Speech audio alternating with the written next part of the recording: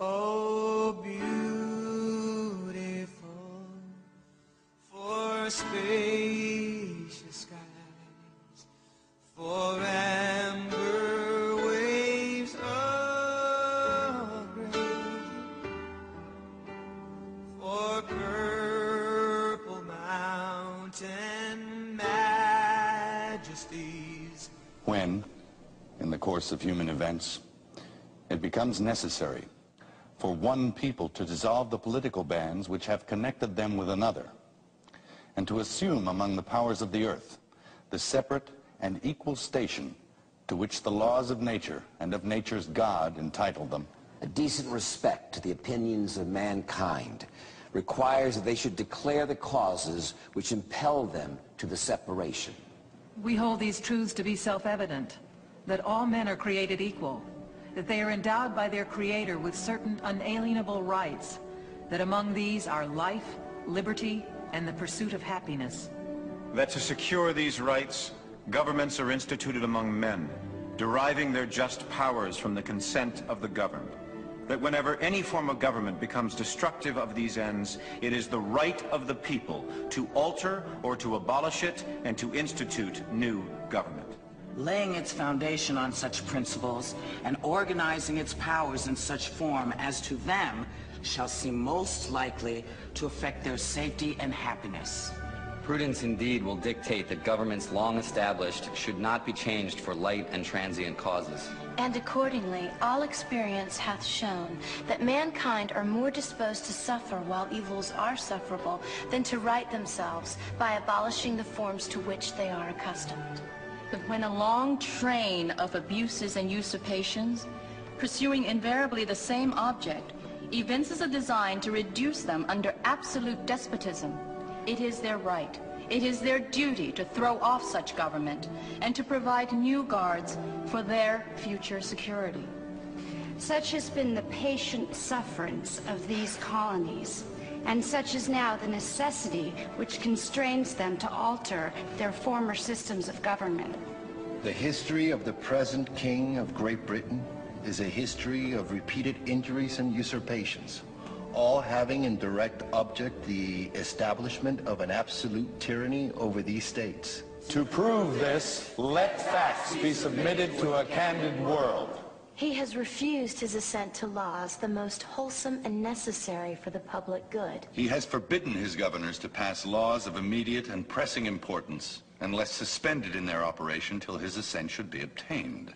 And when so suspended, he has utterly neglected to attend to them. He has refused to pass other laws for the accommodation of large districts of people unless those people would relinquish the right of representation in the legislature, a right inestimable to them and formidable only to tyrants. He has called together legislative bodies at places unusual, uncomfortable, and distant from the depository of their public records for the sole purpose of fatiguing them into compliance with his measures. He has dissolved representative houses repeatedly for opposing with manly firmness his invasions on the rights of the people. He has refused for a long time after such dissolutions to cause others to be elected, whereby the legislative powers, incapable of annihilation, have returned to the people at large for their exercise, the state remaining in the meantime exposed to all the dangers of invasion from without and convulsions within.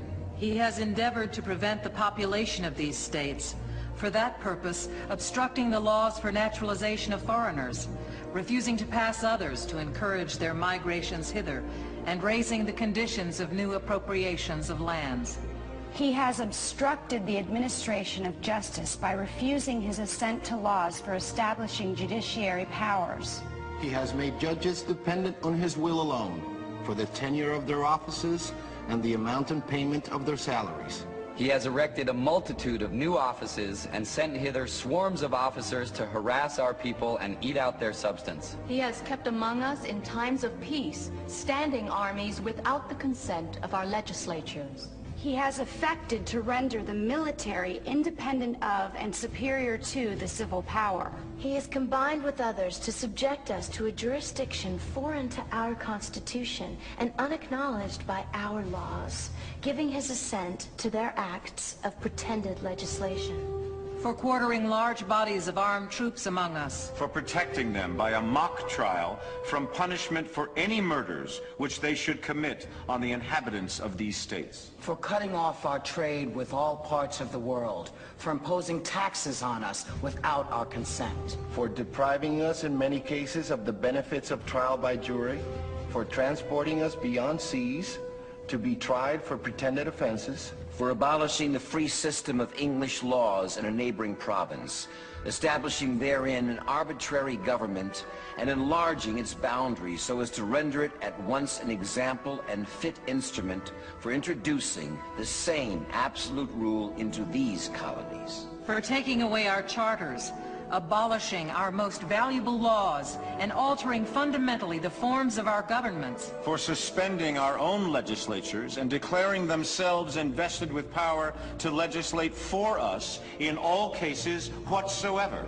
He has abdicated government here by declaring us out of his protection and waging war against us. He has plundered our seas, ravaged our coasts, burned our towns, and destroyed the lives of our people.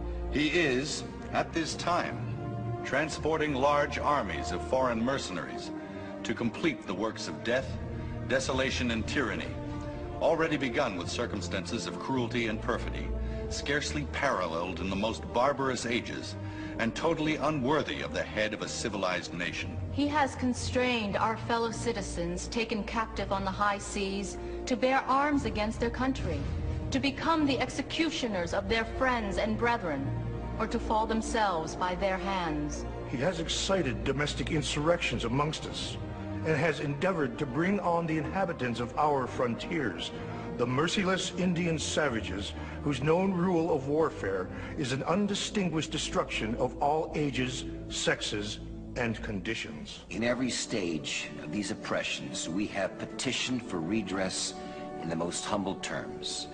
Our repeated petitions have been answered only by repeated injury. A prince whose character is thus marked by every act which may define a tyrant is unfit to be the ruler of a free people. Nor have we been wanting in attentions to our British brethren. We have warned them from time to time of attempts by their legislature to extend an unwarrantable jurisdiction over us. We have reminded them of the circumstances of our immigration and settlement here. We have appealed to their native justice and magnanimity. And we have conjured them by the ties of our common kindred to disavow these usurpations which would inevitably interrupt our connections and correspondence. They, too, have been deaf to the voice of justice and of consanguinity.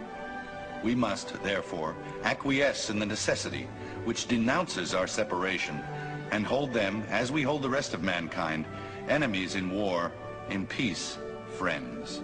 We, therefore, the representatives of the United States of America, in General Congress assembled, appealing to the Supreme Judge of the world for the rectitude of our intentions, do, in the name and by authority of the good people of these colonies, solemnly publish and declare that these united colonies are, and of right, ought to be free and independent states. That they are absolved from all allegiance to the British Crown. And that all political connection between them and the state of Great Britain is and ought to be totally dissolved. And that as free and independent states, they have full power to levy war, conclude peace, contract alliances, establish commerce. And to do all other acts and things which independent states may of right do. And for the support of this declaration, with a firm reliance on the protection of divine providence, we mutually pledge to each other our lives, our fortunes, and our sacred honor.